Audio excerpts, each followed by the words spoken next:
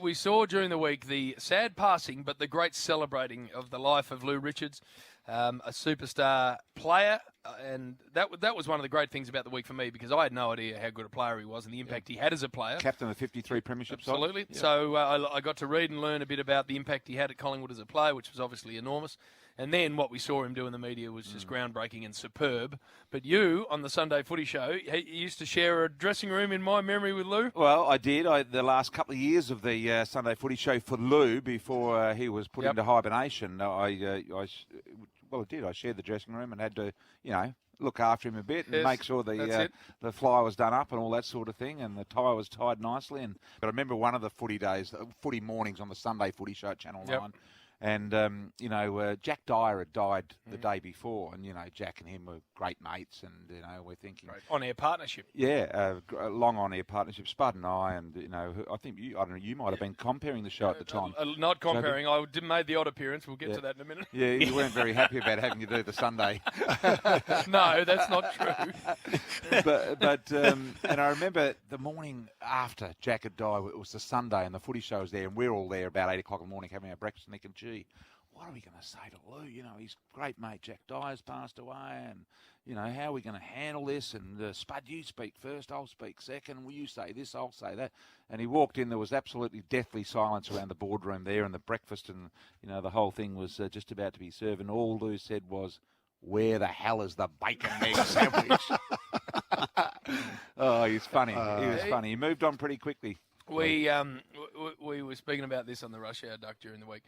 When I used to have to make, I don't know, and I can't remember why, Bristol. I reckon during those 2 or 3 years, I used to have to be a guest panellist on the Sunday Footy Show about 5 times a year. Yeah. And I don't know why. Someone must have been... You didn't host it for a year? Gaz was the host. Oh. But I used to come on... I did later, but at that stage I used to come on, just fill in for whoever wasn't there, about 5 times a year.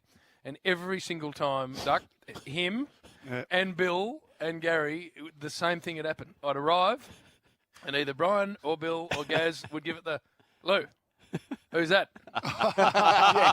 And Lou would go, yeah, who is that? And then Bristol would say, hey, what did he used to do, Lou? And you would go, yeah, what did he used to do? And then someone said, he used to play cricket, Lou. And Lou would go, what the hell's a cricketer doing on a footy show anyway?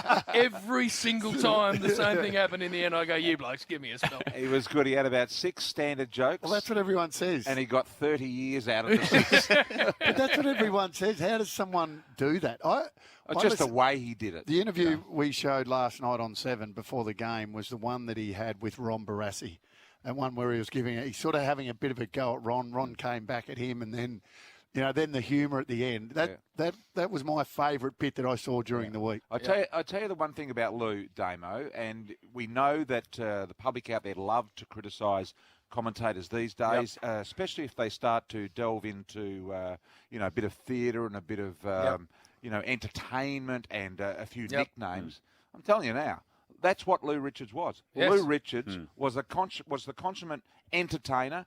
He loved the nicknames, and it was proof that, everyone says now when you start to go down that road, they say, he's talking and trying to, all this other crap. Well, that's what Lou Richards did. That's what it was. And he always said to me, he said the football is one thing, but the entertainment is another thing. And BT, all the talk this week has been around the TV work, the Channel 7 initially, and then the 9 dominance with Lou. But I can tell you from the newspaper perspective too, there was no bigger newspaper name in this town than Lou Richards, even in the early 90s. I actually had the opportunity to have a chat with Lou on one particular day, and I was working in a motorbike shop at the time down in Elizabeth Street, and he'd come dressed as the bikie, the leather jacket, the chain, the beard, the fake tattoos, the whole thing. It was absolutely classic. But to be invited to have the double-page interview with him and then later on Sam Newman was one of the big things in footy. I remember, Bristol, we sent you, which we used to do a lot back in the day when we had 2.5-hour previews. We sent you over to do a one-on-one with Lou, who was in a function at the MCG over the other side. And the two of you started doing the old, you set him up and he knocks him down. Anyway, we were back here, Duck, roaring because Bristol would start the joke and then Lou would finish him. Anyway, at one stage, Bristol, I reckon you might have just said a little bit too much in the setup. Lou's paused and he said, Brian, if you finish one of my jokes... Bro, sorry, Lou. Sorry, Lou.